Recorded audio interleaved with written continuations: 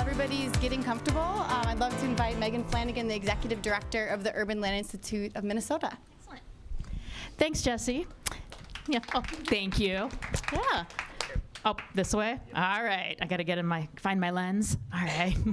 Good afternoon, and welcome everyone to the second session in our reboot of Inside the Leadership Studio. And I'll apologize to those of you who were at our last one with R.T. Ryback, because I'm going to tell the same story I told then, because I know there's a lot of new people here.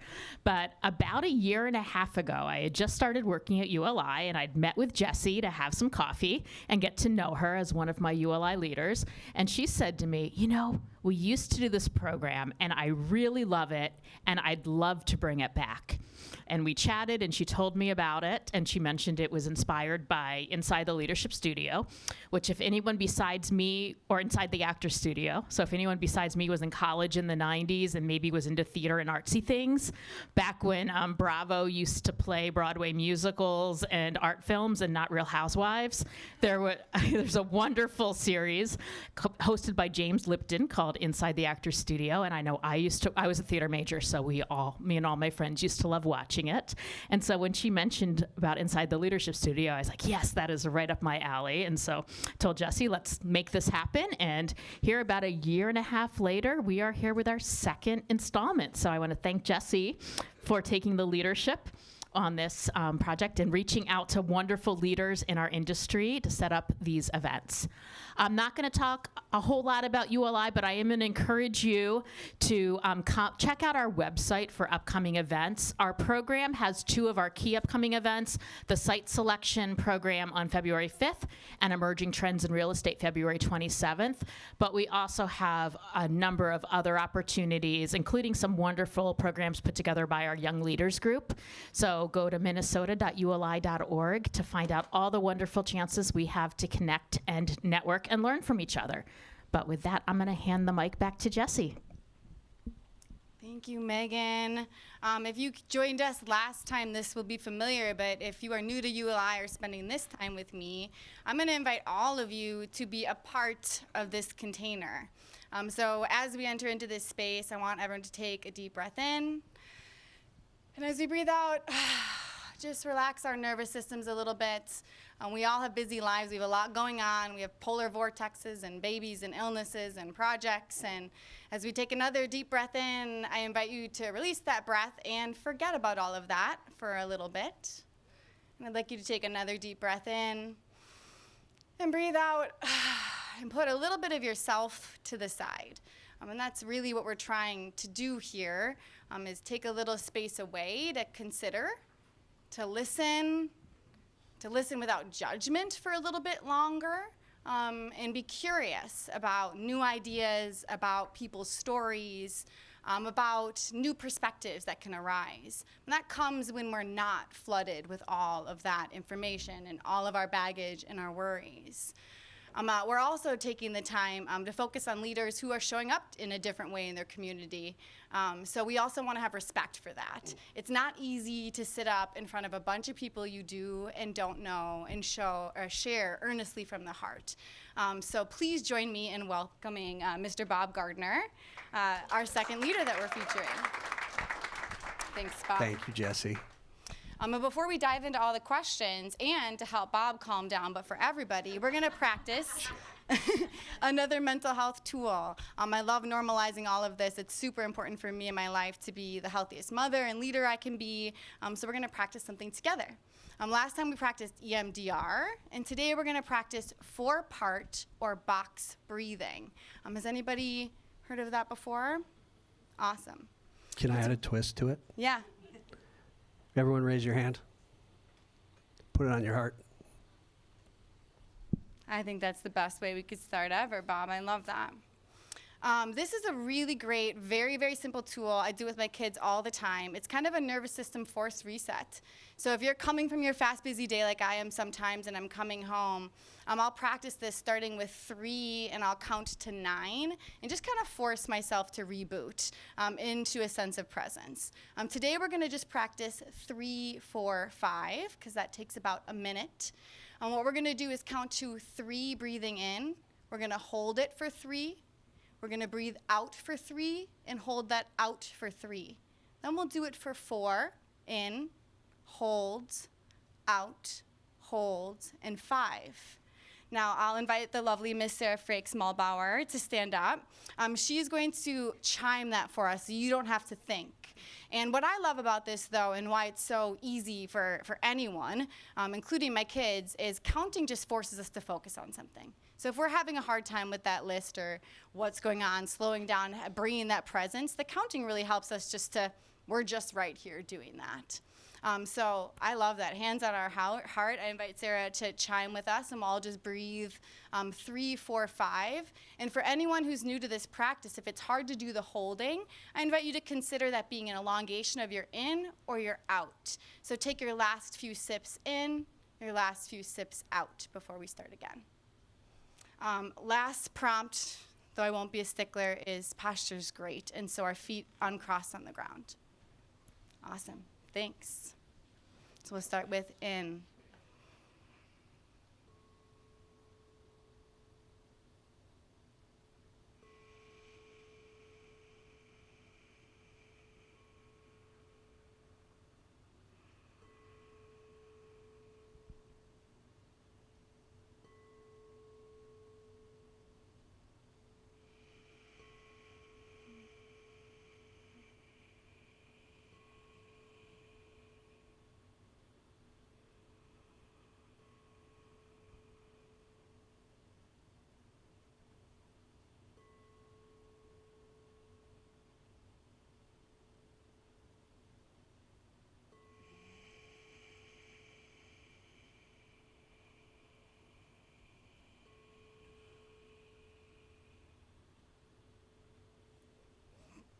Thank you, Sarah. I find that when you can push past the body's desire to take that sip is really when my nervous system starts to downshift. It's like, oh, no, I'm okay. I'm just right here. So with that, Bob, we're going to start out with some rapid questions just to get you comfortable, okay? Here we go. Yeah, let's do it. Here we go. What's the last book you read? Die with Zero. Do you believe in conspiracy theories? Yeah. Contrails. Just kidding. Do you have a favorite personality assessment or self-assessment framework? Culture Index. Hands down. We use it in hiring. We use it throughout everything that we do. And it's fun to watch folks, how they interact with each other with the Culture Index. So we use it as a teaching tool throughout how we organize our business and through our days. Take note, Ariana. What is your go-to workout regime? So I go to Discover Strength, little plug, 30 minutes, strength training to failure, momentary muscle failure. So I do that 2 to 3 times a week, and then walk the skyways or go play with my dog and throw the Frisbee and run around with her. Misty, she's fun. What's your go-to karaoke song? Thunder Road by Bruce Springsteen. And he's going to sing that for us later during the happy hour. Maybe. Do you have a guilty pleasure food? Yeah, I do. I've had it forever. Peanut butter and jam, any good jam, but peanut butter and jam sandwich. Like, not peanut butter and jelly as a kid, but it's easy to say, but I usually do 1.5 of them, but when I'm hungry, and it's my go-to, and I dip it in milk. like I'm 15 again. I love it. I'm still 15. Do you have an all-time favorite hike or park? All-time favorite hike is the hardest thing I've ever done. 2 summers ago, my best friend and I, and then 2 others, climbed Mount Massive, the second tallest peak in Colorado, 3rd tallest peak in the lower 48. Hardest thing I've ever done. But also, when completed, made me realize that I can do anything. Just one of those things where you tell yourself stories. You're standing at the bottom of the mountain, you're like, no fucking way. No, not doing it. I'm not, there's no way. And then 10 hours later, we're back down going, wow. And so then, quickly, I'll tell you, we went fly fishing the next day, and we're in the middle of a river in Breckenridge. I mean, we were in Beaver Creek. We're standing in the water, and we're telling the story. And the guide was like, so I said, no way would I ever do that again. And he's like, you know what? That was fun. And I'm like, no, that wasn't fun. He goes, we call that type 2 fun. It's like when you're in it, it's the worst thing you've ever done. But when you finish it and you're done, you realize how rewarding it was. Yeah, and I mean, I want to take 1 second to talk about type 1 fun, because I think that's important by contrast. Mm-hmm. Type 1 fun is fun, but it comes and goes and it's fleeting. But doing hard things is also can be fun if you realize that it's like you first glance, it's like, it's too hard, I can't do it. So everybody gets type 1 fun. Type 2, you got to earn. You have to earn. What pastime do you look forward to the most, or what activity do you look forward to the most? There's a couple different ones.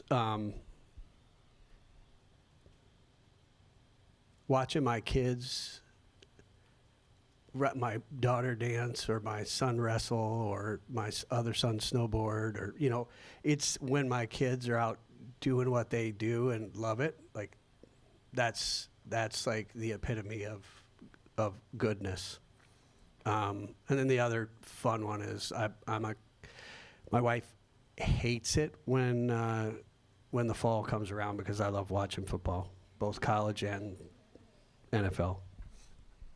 I love that. And I just want to note, one of my favorite things about you as a mentor, a leader, is your presence, your ability to stay on track with what matters the most to you, to feel that emotion about your babies, to never lose sight of that. So thank you for bringing that kind of presence to this conversation. Let's just set the table a little bit, and I honestly don't know some of these answers, so I'm excited to learn them myself. Me too. Bob, but where are you from? Tell us a little bit about your family, your parents, your siblings. Set the table for where you grew up. So I'm from everywhere. Quickly, I was born on the Air Force Academy. We were I don't know, my dad was in the Air Force. He was in Vietnam when I was born. He came back, he got out of the Air Force. We moved to Fall River, Massachusetts, Tiverton, Rhode Island. Their main road in Tiverton becomes Main Street in Fall River. My dad still lives there today. So we moved there, and he worked at a record store. And then my little brother, Kevin, was born. And then he realized he couldn't support a family of 5 on a record store clerk's salary. So he got back in the Air Force. And then, so we moved back to Colorado Springs. And then we moved to Anchorage, Alaska, Elmendorf Air Force Base. We lived there until my parents split up. And then we went with my mom to Olympia, Washington, back to Colorado Springs. So 3 schools in 2nd grade. And then I was there through 9th grade. I went to high school, my first year of high school at Air Academy High School in Colorado Springs on the Air Force Academy. And then my mom remarried, and we moved to Hampton, Virginia. And I went to a high school called Phoebus High School. So then I went to Hampton High School, and then after that, I moved to, so I was in a bunch of places around there and had a couple of little stints along the way. Moved to Arizona to sleep on my sister's couch. I was going to go be a ski bum in Utah, and I never got out of there. And so turned around 8 months later and went back to Virginia and married my high school sweetheart. And then that didn't work out. And then I went to Madison to study civil engineering. And then from Madison to San Francisco. And San Francisco, I met a girl from Minnesota, and the rest is history. It's funny to think about all these moments as we go through our lives, and then when we kind of claim intentionality. You know, life's happening to us, and then we have moments where we are initiated into claiming ourselves alongside that and deciding how we're going to show up in it. I wonder, with all that moving around, you know, what was your concept of self until you decided you wanted to go study civil engineering? You know, the crazy thing for me is early on, my concept of self was curiosity and connectivity to humans. I'll never forget, it was always connecting a story. So like, I would be curious. So I grew up as a New England sports fan. So all New England sports, but even as a little kid, New England sports were my jam. And so if I would, we met somebody on the train from Alaska to Washington, and the conversation I remember vividly was around sports or where are you from? Oh, I know somebody from there. I met this guy. So it's always curious about people. And that's gone through my whole life. And it's like finding some common thread and some common connectivity so that then we can have a comfortable conversation. And it's, from my perspective, it's come as second nature to me, where my siblings would never ask that question. That's just their comfort zone. What made me comfortable was finding common ground with humans to be able to relax, because we were in a turbulent time, but continuing to grow, connecting with people was my ability to calm the nerves, if you will. Yeah, absolutely.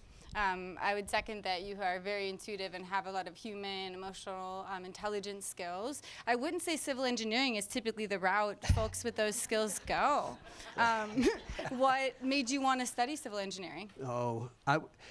So that's a longer story than we have time for, but actually, so I took a class in, I started taking shop classes in Colorado at Air Academy Junior High, but then when I got to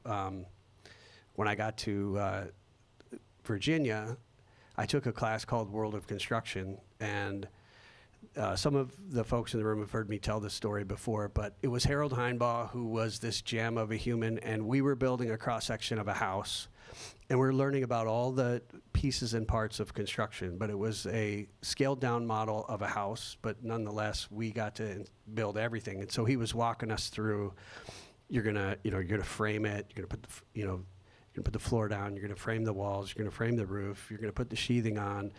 And he's going through all the pieces and parts. He's like, yeah, on the exterior, you're gonna put the siding, the windows, the masonry, and then you'll roof it, and then we'll rough in the electrical, and then we'll paint, and the rest. Any questions? And there's 30 kids and I'm like, what's masonry? And then I hear this, fucking dumbass. And Heinbaugh looks over at Bobby Hibbets and he goes, Mr. Hibbets, it's easy for you to understand what masonry is because your dad's a bricklayer. And so that's let's give Mr. Gardner the grace to understand that he may not have that same experience.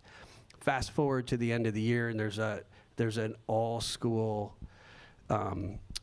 assembly, and I am recognized as most outstanding student in front of 3,000 kids in the world of construction, and I was hooked, emotional, also shocked, but nobody in my family's in construction. And then subsequent to that, I had a friend named Robert Quee, who was from Vietnam, and his mom was a doctor, and his dad was like, oh, you like construction, you should be a civil engineer. So that was when the first seed was planted for me, was civil engineering. That's not why I ended up going into civil engineering.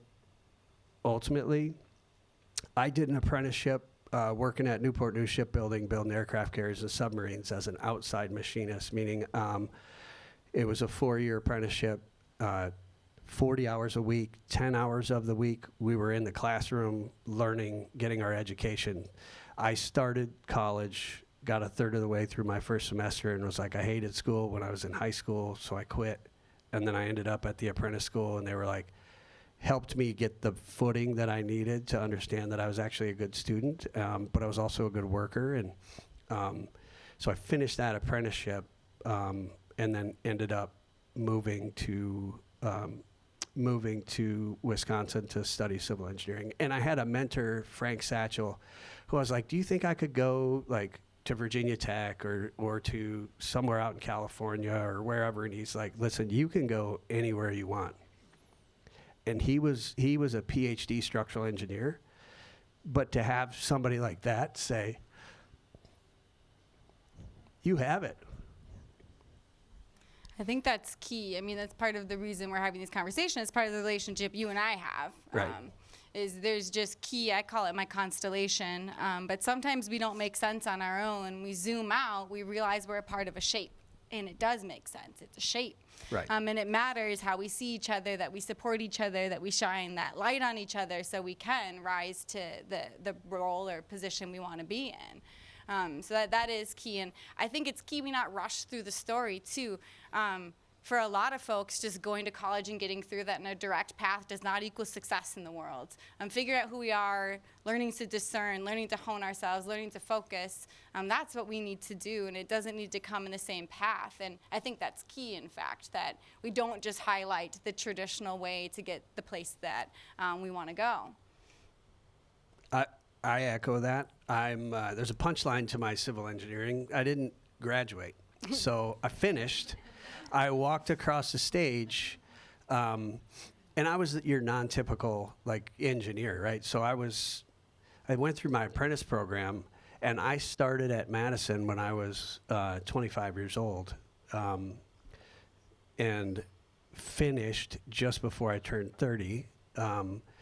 And I walked across the stage, celebrated, had people from all over the country come in and attend my party, and then I realized that I didn't pass a 2-credit computer science class because I was absent the day they had a quiz for my grandma's funeral, and they wouldn't give me the grace, so I basically failed. I failed that class, and I found out after I walked that they weren't gonna let me make up that quiz, and so that turned into another part of the story. So actually it was emotional calling. I moved to San Francisco. I had already moved to San Francisco to work for this company called DPR, which is now a $10 billion company. Another part of my journey, but great company, great like energy, hiring great smart young people, and really giving you this feeling like you can accomplish anything. And I called Rocky Moss, and I was like, dude, Rock, I failed. I failed a class. I didn't graduate. He's like, I don't give a fuck. Get the hell over here. It's like, get to work. We hired you. Get here. I was like, whoo. That sounds like a nightmare I still have about finding out that somehow my degree wasn't real. But God bless the people who don't jump through flaming hoops and pave new ways, and God bless the other folks who don't give a shit. Amen. Amen. So you went to go work in California. Thank goodness a lovely woman brought you to Minnesota. Talk to us a little bit about your early career, kind of the roles that you held, some of the lessons learned as you traversed that. The cool thing, and I've sat on a panel for women in construction in New York through Procore years ago. One of the things I told was like, I have held a lot of jobs in construction. I love construction, but I've held a lot of jobs in construction that I'm not good at, and I'm actually terrible at. And one of the things Mary Jo told me when I was in the journey of starting the business, or I overheard her say, but she was, the reason that I'm a CEO and a founder of a company is because I'm highly unemployable. Truth. But there's truth in that like the journey along, like I started as a project engineer, and I remember vividly starting and getting like this tiny little like TI job downtown San Francisco. All the bids were already there, and it just got handed to me, and I had paralysis. Like I couldn't put anything together. I was just like, so much pressure. I was worried. I was freaked out. And then somebody came over and was like, just take it piece by piece. Let's go. And it was easy. There were many jobs that I was like, I'm a quick study, and I understand all the pieces and parts. And so when I was paying attention along the way. And so like there was this guy named Greg Hulbert who was our business development guy, and I was like, I want your job. Like, you're out talking to people, you're telling the story, and by the way, I think I can do it better. Like, honestly, I feel like I can do it better, but it wasn't my time. It was like, get in your hole and like grind, and just grind. And at the time, I was probably a little bit resentful. I also am grateful for that grind, and understanding that I could understand all the pieces and parts of projects and understand the pain points of my teammates and understand where I was inflicting pain on them and they were inflicting pain on me. And all of that actually led to contributing to what we stand for at Gardner Builders. So without that journey, like, how could I wouldn't change any bit of it. Yeah, I feel like construction, often folks say it's a shit flows downhill kind of market. So you push off your issues to the person below, you push off your risks to them, you push off your grunt work. And if you don't understand that, you don't understand what someone's day is like, you may not understand why you don't want them to be manually updating submittal logs and care to invest in technology so they can use their minds in a different way, for sure. And when you think about, you worked for a few folks in commercial construction. When you think, you're mentioning the things you did and didn't like that you learned along the way, but what would you say motivated you? You mentioned feeling a little resentful, perhaps, competitive, but what do you feel kind of drove you to want to have the roles and keep driving going forward? The love for the projects we were building, and then engaging with people who were thinking differently. And San Francisco was like the beginning of the .com era, and like so many things getting built. Like, I was working on high-end law offices. I was working on like the onslaught of mission critical data center work, and literally working with the city who had no idea what like a wet cell battery was, and how like the fire marshal was like, we're not allowing this here. And having the dialogue with them to understand, like help them understand, and then me understand what their fears were. I think all of that, just like the connectivity with people, the problem solving was always spectacular. And then seeing the final result and being proud of it, right? It's always, to me, that's the coup de grace with construction, is the ability to understand the work that the people who are doing the work are doing.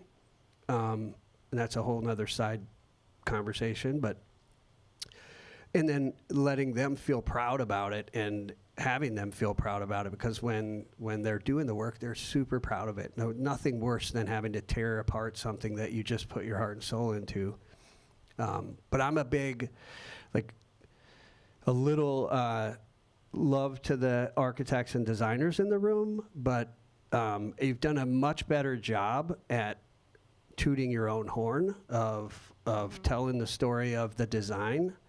My mission is literally to tell the story of the people who took the design and made it three-dimensional and created something super special that's tangible, that people come to and from every day. To me, that's like...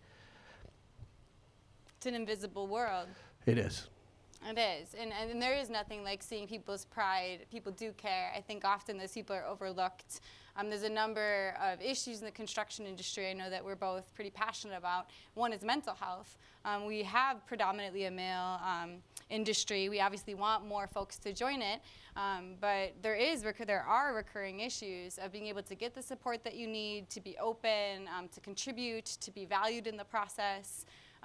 Tell us a little bit about, your experience of that as you've grown in your career as well. It's real. I mean, the stats come, they're 100% real.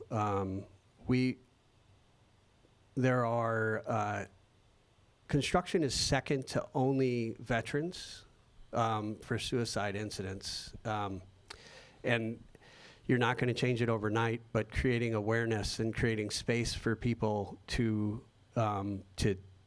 feel vulnerable, to feel like our construction is set up so that we have to have our shield on, and that it's not okay to like be a human when times are tough. So the only way it's going to change is to make it okay for everyone to have that space to, we've created these things called wellness pods, and, wellness pods to me is a concept as opposed to a physical manifestation. Like, we have physical wellness pods, but the concept of a wellness pod is essentially, if you need to take time to go meditate so that you're not externalizing your frustration, that you can decompress and let go, We should allow that without somebody feeling like that they're going to get made fun of. So we try to perpetuate that. I think our job is, as leaders in this industry, is to make space for people so that they can. I'll get to Gardner Builders, but one of our things is, like, I want people to come to work and feel energized to do the work. And I want them to go home fulfilled and bring great energy to their house. And when they bring great energy to their house, then hopefully goodness happens. We can't control that. But if they bring great energy back, then our design partners and our trade partners and our peers all feel great energy, right? And if that happens, we're transforming an industry. We're not always going to get it right. We're not always going to get it perfect. But, like, literally, you have to start with the human. Absolutely. I think we're shifting from a culture that's been so extractive, basically folks or initiatives taking as much as they can versus regenerative, looking to collaborate, to create more good together, amplify together. And so at its roots, you can provide all the amenities you want, and it won't matter if you don't have a culture that's healthy, where humans can be honest about what they need, how they're doing, and it can morph and adapt with that. And some of my favorite stories about your company has actually come from your field being comfortable, reaching out and getting the support they need and being human. And they really are the ones who typically are the least comfortable raising their hands when they're not okay. So I think that's a true testament to not just investing in the pods, but walking the walk in a culture that's a healthy ecosystem here. Yeah, thank you. Let's just go back and talk a little bit about starting Gardner then. We're already talking a little bit about why it's different, but you were working for other folks. When was the moment when you decided you wanted to start your own company? So it was a thought process for a long time. It was like this, like, what would it look like if I ever started? Like, when I worked at the shipyard, I was working on this thing called the Anchor Windlass, and I'll spare you the details, but we had, like, I was working with a guy who's like 30-year guy who had installed like 10 of these things, maybe 20, and the drawings weren't right, so we had to call engineering, and they sent a fresh out of college 22-year-old engineer who was the most condescending prick. Like, it's on the drawings, like, use your head, you know. He's like, he was about the same age as me, and he was just coming with attitude, and I pulled him aside and I went, dude, like, this guy, like, he's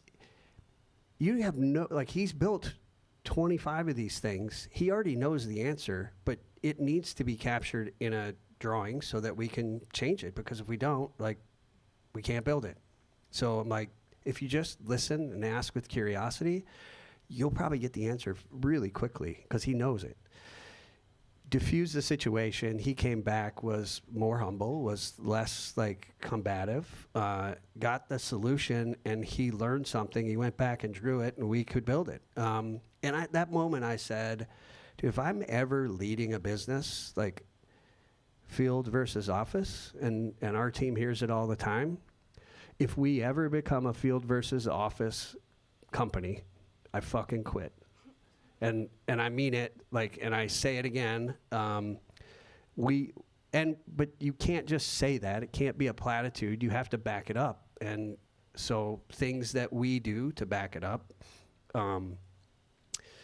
we're signatory with several unions, but our carpenters and laborers, we recently, a year and a half ago, started paying them for holidays, which, like, you can imagine when you're trying to take off over the Thanksgiving weekend, when your paycheck, you get your 2 weeks of vacation on your paycheck, and you can't take the time off because it's already on your paycheck. So because you want more money in your budget, so you're working on Friday after Thanksgiving. So one of the things we did is everyone gets 4 weeks of vacation here, and so we're like, how do we make sure everyone gets the equivalent of 4 weeks? Well, we made it mandatory that all of our carpenters and laborers get the 9 holidays that everyone else gets, and so that allows them the time to take off and spend with their families during the holidays. And it's not, it's not a normal thing. But that's just an example of, we can't say field versus office is important, that we can't have that direct conflict and then not back it up with actions. And so, again, we're not perfect. There's probably a lot of other things that we can do to get better, but I feel like we're moving in the right direction to reconcile those two things. I love that. I often think there's so much wisdom in paradoxes. Two things can be true at the same time. So there's the strengths to doing well in the office. There's strengths to doing well in the field. It's not that they need to be uniform. It's that we need to respect each other. We need to have the right mechanisms to support each other, to come together.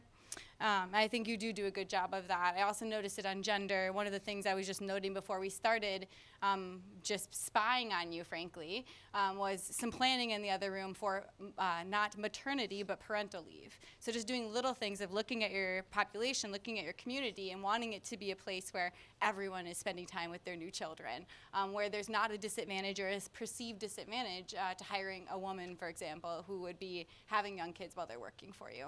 We are, and kudos to Jess, we haven't rolled it out yet. We're deep into exploring the next phase of parental leave. So hopefully more to come on that soon. Yeah. Give us just the quick, several minutes of Gardner's history so far, formation, some of the big projects, but also just run through the facts. You guys have grown really quickly.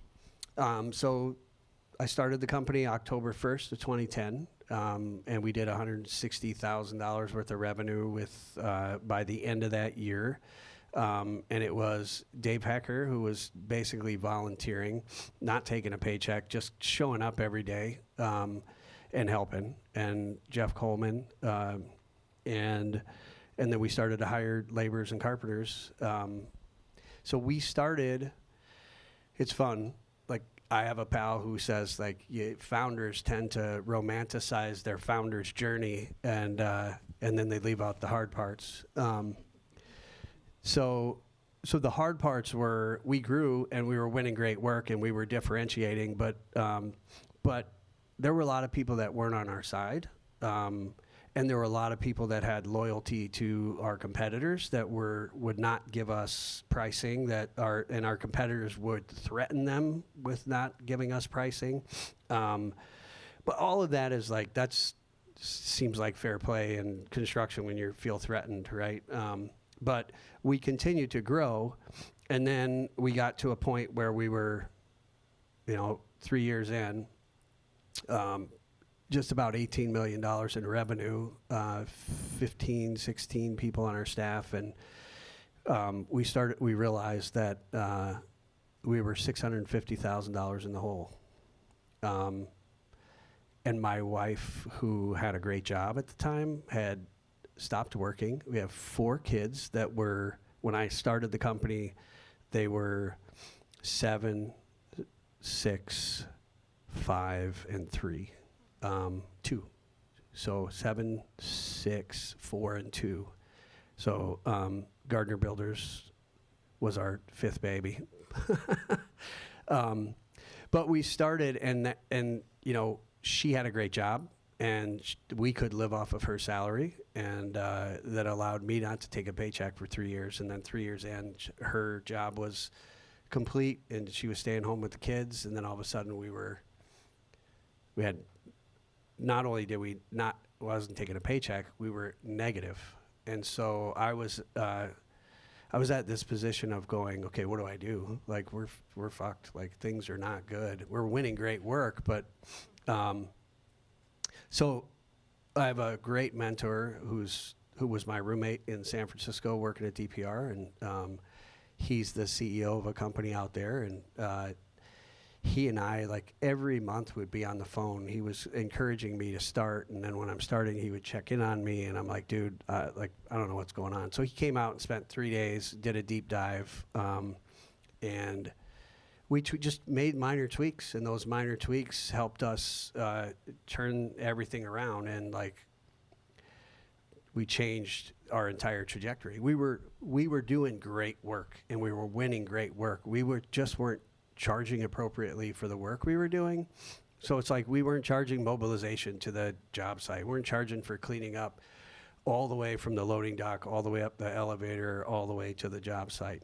So anyway, so we were negative, but we came running back. We made some tweaks. We made some great hires. You know, we went from 25 million to 5 years later, we were 250 million.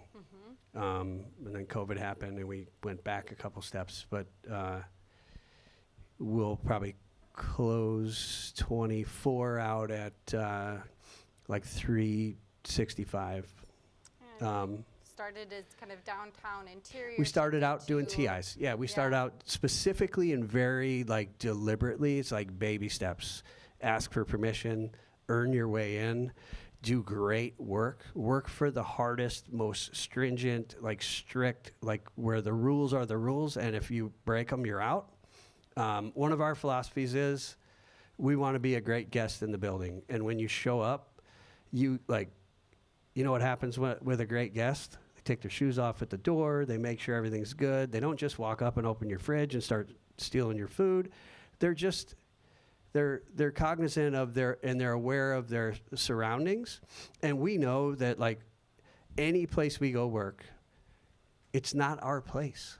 It's their place. And we are guests, and we're there to help them achieve greatness with their business or the facility they're in. And so being a great guest means you get invited back.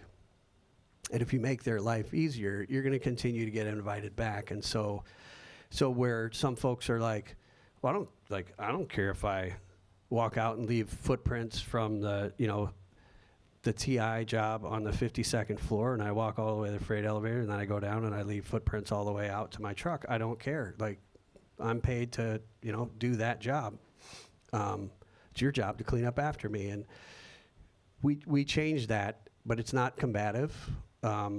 The other philosophy we have is we're not yellers and screamers. We don't MFer people. Like, we don't slam our hands down on the table and go, you're going to do it or else. We find that we get much more buy-in when like 80 to 85% of the work that we do is done by the experts with our trade partners. And if we pretend that we're smarter or know more about it than they do, guess what we're going to get?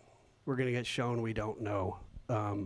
But we have to have grace. We have to enroll them. We have to make their job easier.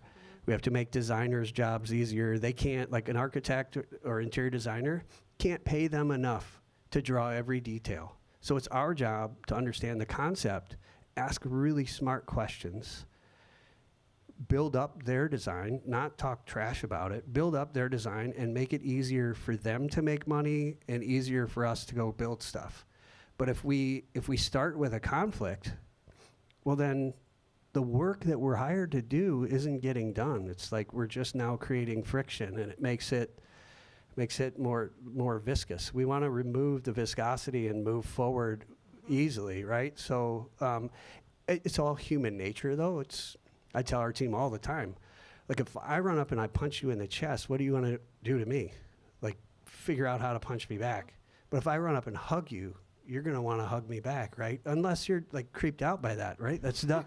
But in concept, when we make it easier, there's a quote from Danny Meyer. It's called From Setting the Table. It's business as in life is all about how you make people feel. It's that simple and it's that hard. I think we all need to be trained de-escalators. We need to have more awareness of what we're bringing into the situation and be armed with how to ground and calm and bring greater presence to what's going on. If you believe that you get what you give and what we're giving is punches or shit flows downhill, we shouldn't be surprised when we have subs tracking mud through our projects. If we treat people with respect and we employ them and focus them on the goals together, it is unbelievable what that force can be when you point it in the same direction. Totally. I'm going to correct you on one thing. Trade partners. Trade partners. Subs connotates they're beneath us. They're not. That's a contractual relationship. For us, we create partnerships, and it's a two-way street. Mm-hmm. They have to feel like partners. We have to make sure they feel like partners. But it's a partnership, right? So So we try not to refer to them as subs. Which indicates a lot of how you guys show up in the market. Because really a lot of GCs do treat their trade partners that way. And that's part of how they control or threaten them not to bid other people, et cetera, versus partner to amplify and grow together. So how would you say, how would you describe your personal core values versus the core values of Gardner Builders? What's the relationship? I don't, excuse me, I don't think, I think they're inextricably linked. Yeah, I do. I feel like,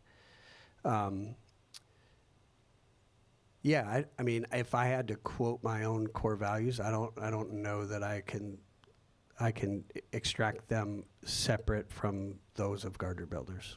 How do you see the next chapters in yourself, when you imagine the growth of the company and you imagine your trajectory as a leader? I think it's incumbent upon me and my business partners to make sure that we're cultivating a great group of future leaders, and we're being very intentional about that and being very intentional about reinvesting in our team, reinvesting in so we've got this process called the Art of Gardner, where it's 12 people going through a cohort of, if I get hit by the bus, the heart and soul of this business has to be intuitive and second nature to our leaders. We've seen businesses where their founder, their visionary founder leaves or passes away, and that next generation are the people who are implementing the business, and they're working hard, and they're looking at bottom line and revenue, and that's how they're built, right? And now they get into the role of leadership, and all they're doing is the same. What they've been taught is revenue, profit. That's the thing that matters the most. And from my perspective, if you treat people well, so we only have one goal at Gardner Builders. It is, we want people to come and work here and feel valued for who they are. We want them to feel challenged in the work that we give them. And we want to provide an environment that they love to come work in, whether it's the field or the office or somewhere else, that we want to have an environment where people love to work. And if we get that wrong, then we're no different than anyone else. So for me, our differentiator is that it's people, and it's people who they're way better at stuff like that I'm not good at, right? They're the experts and executors of the stuff that I'm not good at. So I tell our team all the time, like, every one of you is important. Your role here is important, and not one role is more important than the other. So if you're out there winning, millions of dollars of work, does that mean you're more important than the guy that's delivering the dump carts to your job site? Nope. Because if we can't deliver dump carts to the job site, we failed on delivering on our promises. So at the end of the day, we have to do a really good job of being intentional and backing up what we say. It can't just be platitudes. It has to be very thought out. And that isn't me. That's Us. Yeah. What would you say your lane of brilliance is in all of that? Letting people do what they're good at, right? And cheering them on to believe in it, right? Yeah. How does, you talked a little bit about your kids, about partnership. How does being a father integrate into your concept of self and how you go about life every day? I think you had a question about, have I seen a miracle? Yeah. Four times. Yeah.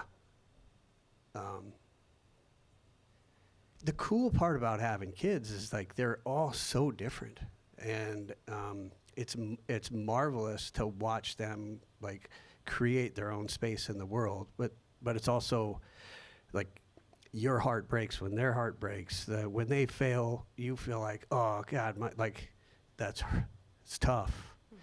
I think one of the craziest stories I have about other piece of miracle is my wife, Mary Jo, is an awesome lady. She, like, very stoic.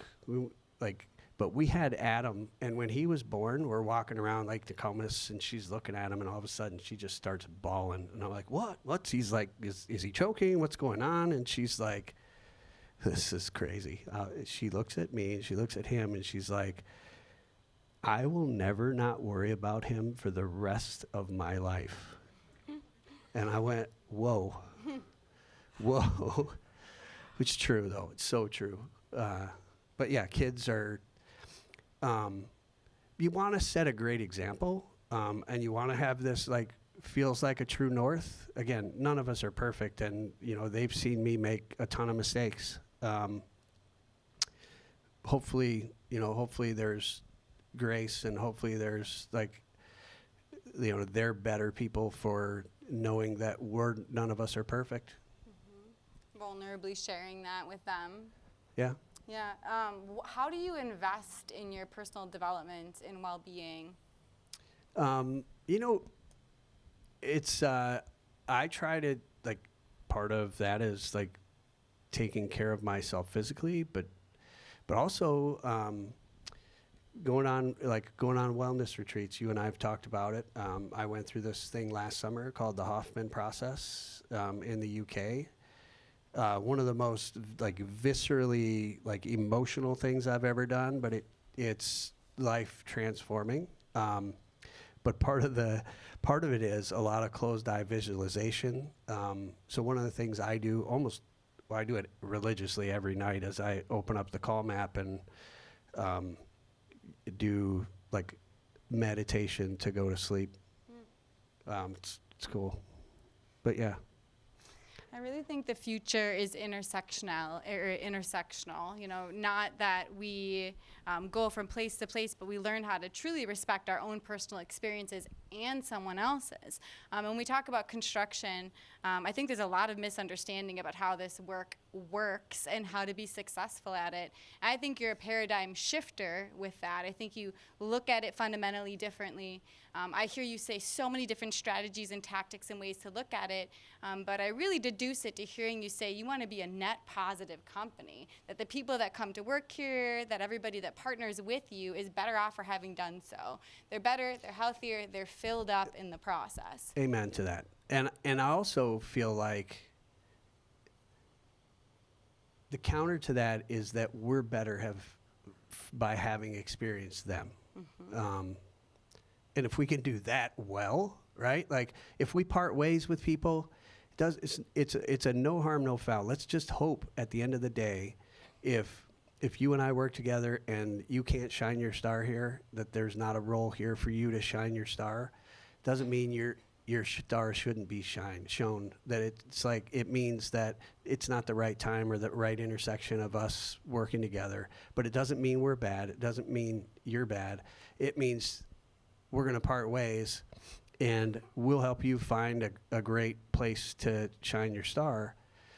I think, like, if it's a push at the end of the day, we're better for having had you here, and you're better for the experience that you had here as well. And I mean, that is, like, again, we don't always get it right, but if we can do that, it's going to be a great thing. Absolutely. And with that, we're done with our first portion of the program. So we'd love to shift to any audience questions. Nobody has any questions. And if we don't, I actually have a ton more and would love to grill Bob more. My question is, because I just came from another event a couple of days ago that was all women in commercial real estate and construction. And they're always talking about how to get taken seriously. I am lucky that I have a daughter who's a master commercial electrician. Awesome. And someone at Egan named Joe, I don't know his last name, took her under his wing. And every project, he said, the hardest part I'm giving to you. How do you foster a mentoring relationship so that more women can actually feel like they are a part of the process and not apart from the process? Great question. Everybody hear that? Well, like, some of the biggest role models in my world are my mom, who passed away 16 years ago in 2 days. And my sister, grandmother. Women are superstars. And so, to your point, we need to do a great job at allowing, but much like anything else at Gardner Builders, we need to do a great job of allowing them to shine their star and do things that they're great at, but also challenging them to do the hard work as well. So there's, I mean, you got Jessica Stowe back there. I'm going to call her out. Jess started out, she came to visit a job site. She's been here, it's almost 13 years now. Is that right, Jess? 12? 12 in April 1st. Just kidding. So Jess came to like tour a job site with me. To take pictures. We were just like maybe 2 years old as a business. And she heard about the company and was like, I just want to work here. And she's fresh out of school. She has had, I don't know, 8 jobs here. What's your job now, Jess? Chief Brand and Culture Officer. She was a project engineer. She, much like me, she did it and it was hard, and she realized that that wasn't her calling. She worked at other things and led marketing, and but along the way has had, I would let her say it. She's had a great journey, but it hasn't always been easy. I mean, there have been times where she's wanted to give us the double middle finger and go, get out. So again, we're not perfect, but I feel like we have, I mean, when you see talent and the ability to go change things, like that's not a gender thing in my mind. Now, do we naturally revert to like just you're in a groove and you create behaviors and that's just how you show up? Yes, we do. And I've been called on it, like, oh, this is how we are. And I'm like, well, no, that's not how we are. But like awareness of a behavior is a big thing. And until you're aware of it, hopefully there's no harm intended with that. But when you're aware and you make changes, if you don't make changes, that's an issue. But if you make changes or if you modify your behavior to make sure that, like I said earlier, that you're backing up what you say and who you are and how you show up and how you allow folks to grow in their careers. But I appreciate the question. So, Bob, cultural maturity is not synonymous with the construction industry, right? What you're describing, I mean, it's just not. What guidance would you give leaders in the room to, where do they start to build, to have the mindset that you have around culture, which can be very hard for some people? Where do you start? Jamie, thank you for the question. I think that's hard because everybody has different life experience, and to put two construction CEOs together that have different experience or that have not just work experience but life experience, and if I had the good fortune that I had a mom that was like, express yourself, be open, right? I didn't have a mom that said, zip it, you can't be emotional. I don't know if it's just emotion. I think it's like, for me, if I had to give folks advice, it would say, like, if you start with everyone's important and then try and put that lens on everything that you do, it changes your perspective. But if you revert to it's only about making money, as I say, breaking necks and cashing checks, if it's only about that, well, then there's going to be a lot of people left in the wake. And so if you can do good or do well by doing good. And I believe it firmly. I've got a few business partners, and if Bert were here, he would tell you, like, when he came, he thought, yeah, right. It sounds good. It's a great soundbite. He will tell you, and he said it in front of our entire team multiple times, is when you engage with people in a way that they feel heard and seen, and that they know they can grow, then it changes everything. I mean, it unleashes their possibility. And so hopefully, I'm looking at Ashley back there. She's an all-star, and she started as an intern, and she's still a rookie, but she's got high things in the future for her.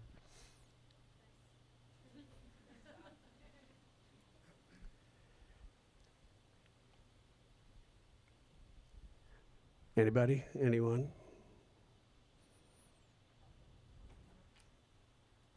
Oh, Sheila. I think there's a Prince song in there. I said, oh, Sheila. And I don't have so much of a question, but a comment, if that's okay. I remember the first time we worked together when we were babies. Babies. We're both like Doogie Howser, basically. And this is before Gardner, but I won't forget that. And you made an impact then. And I just really want to thank you for sharing your story. And that's it. I'm not going to say anymore because I'll need your tissue box. But thank you. Thank you. Thanks, Sheila.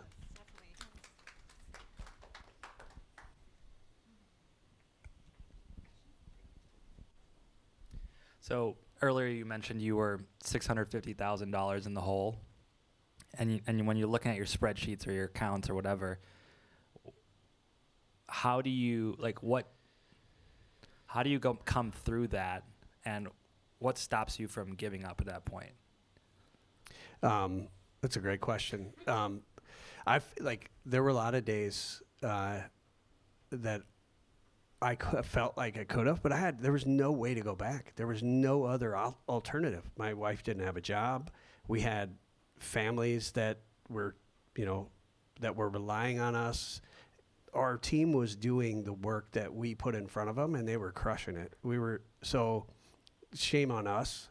I joke about you go on a road trip with buddies, and the one guy that's keeping track of gas, and you get you get to New Mexico and you're out of gas, and you have no more money, and then you realize you still owe the last 5 gas stations because you put it on credit, and then you're like, oh, we're in trouble.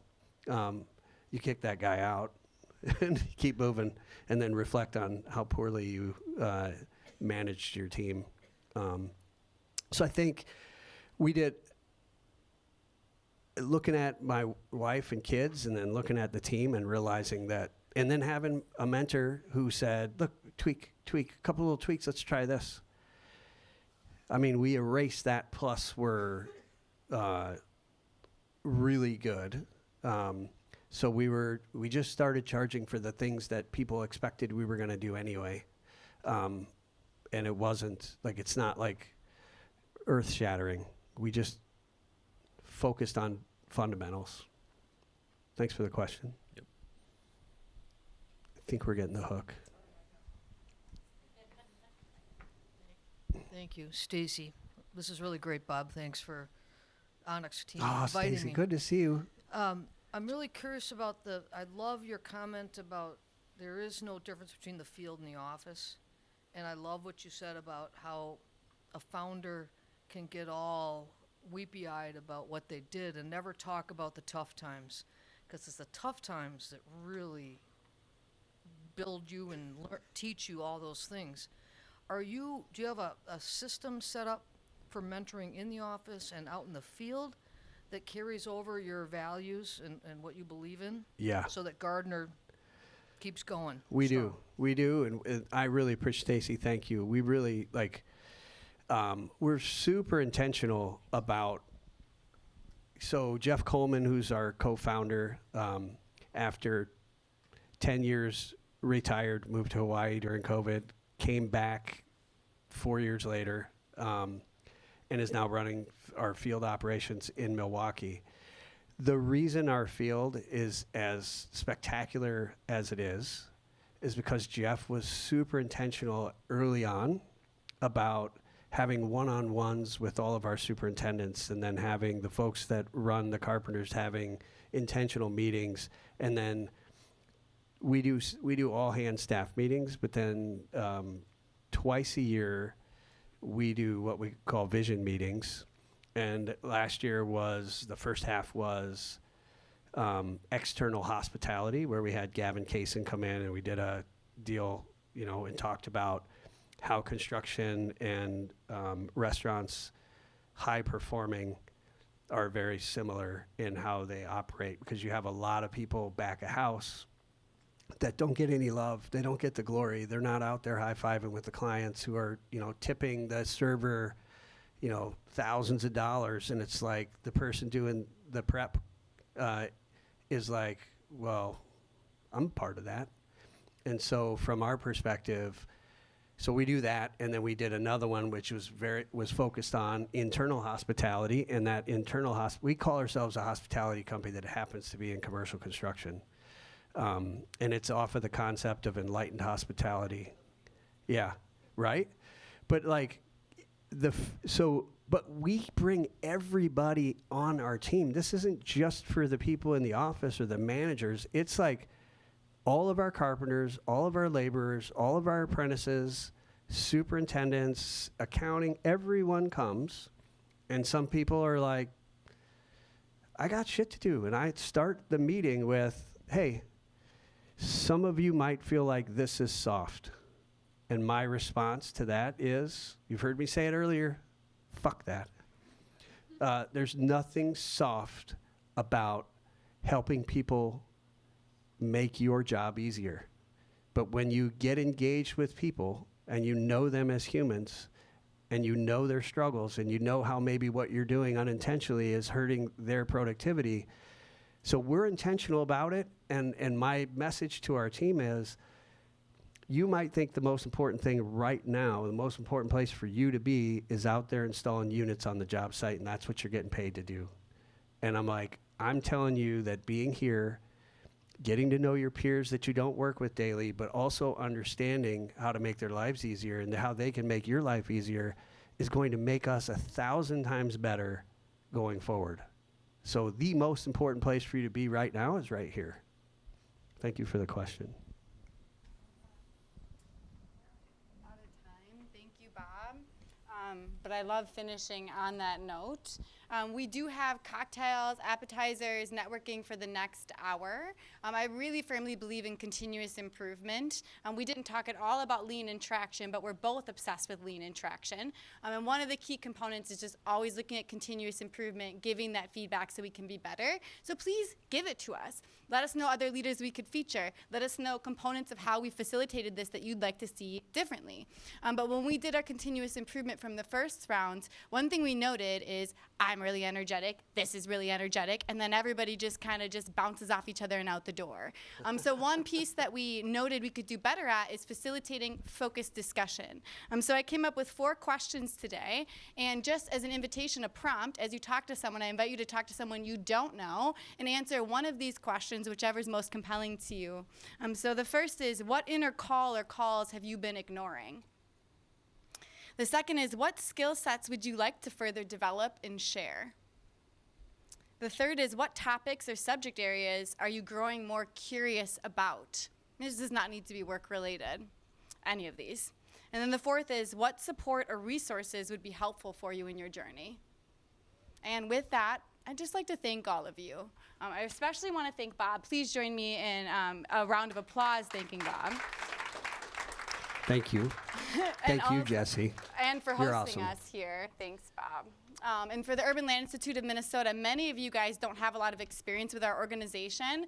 Our whole point is we're not just serving one audience. We're not just here for brokers, for developers, for contractors. We're here to convene folks that are interested in the built environment to facilitate different conversations that lead us to have better outcomes out in our work. So please ask me, ask Megan, ask Stu, though he's going to be leaving fast, if you have any questions about our organization, and we hope that you stay for the following hour. Thank you.